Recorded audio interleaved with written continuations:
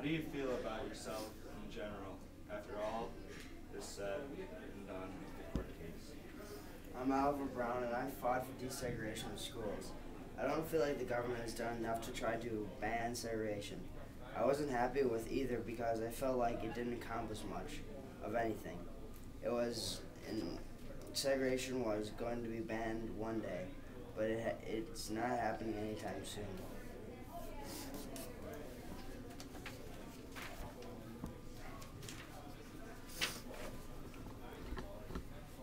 Are you disappointed in the school's policy on segregation years after the court tested the liability of segregation?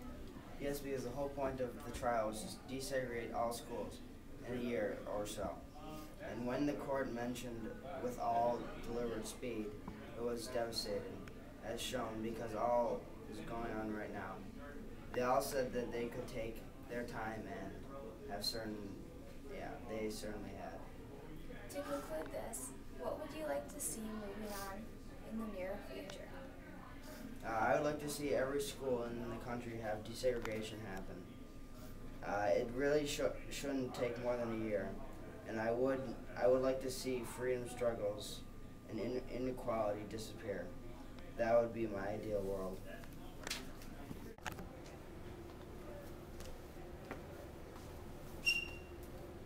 Welcome, Mr. Marshall. Hello.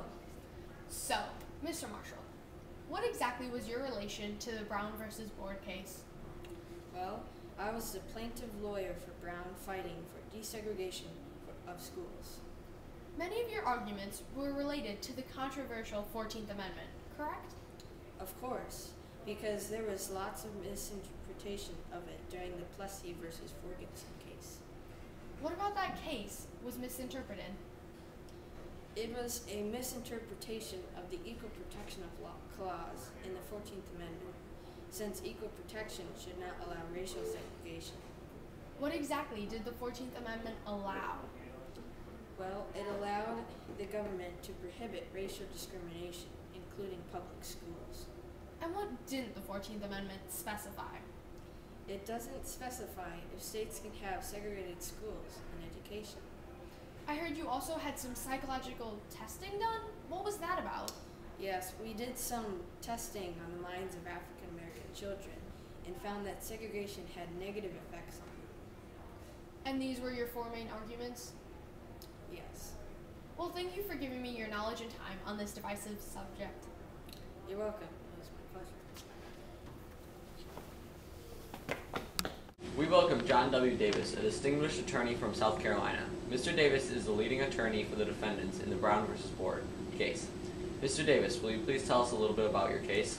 This case about a black girl having to walk farther for a black school when the white school is closed. The plaintiffs are trying to argue this violates the 14th and 15th Amendment, but in the Constitution it never says blacks and whites have to attend the same schools. How do you think segregation should be decided?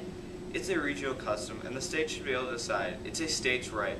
The state should be let free to regulate their own affairs. How do you respond to the argument that segregation is harmful to black people? Segregation is not harmful to black people. Wouldn't it hurt their moral more to be in a classroom with white children trying to compete? It's more fair this way.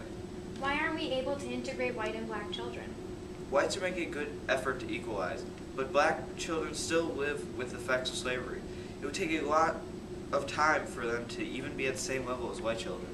Thank you for your time, Mr. Davis. We appreciate it.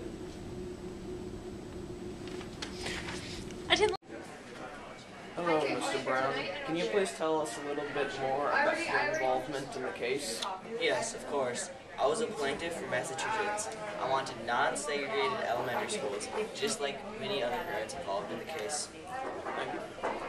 What were your views on civil rights and the Jim Crow laws?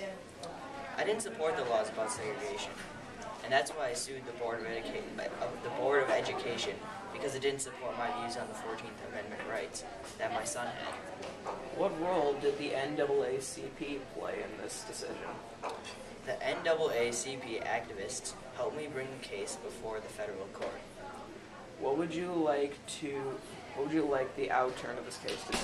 I would definitely like the decision to rule in my favor, because I believe the school board should definitely remove the segregation in in the elementary school my son attends. Thank you for your time, Mr. Brown. Oh yes, of course, anytime. Hello, and welcome to breaking news from the court decision on Brown versus Board. Today we have a special guest, Chief Justice Earl Warren. Could you tell us a little bit about the case? Sure. It was 5 cases lumped together from Kansas, Delaware, Virginia, Washington, D.C., and South Carolina. They've all challenged the segregation in public schools. Many children weren't receiving the education needed for them to prosper later in life. Could you tell us a little about what they say in the court? Sure. Well, segregation of white and colored children in public schools has a detrimental effect upon colored children. The impact is greater when it has the sanction of law, for the policy of separating the races is usually interpreted as denoting the inferiority of the Negro group. Any language in contrary to this finding is rejected. We conclude that in the field of public education, the doctrine of separate but equal has no place. Separate educational facilities are inherently unequal. We have decided that all schools should become integrated with all deliberate speed. What exactly is with all deliberate speed? Well, we need to stop segregation in schools immediately.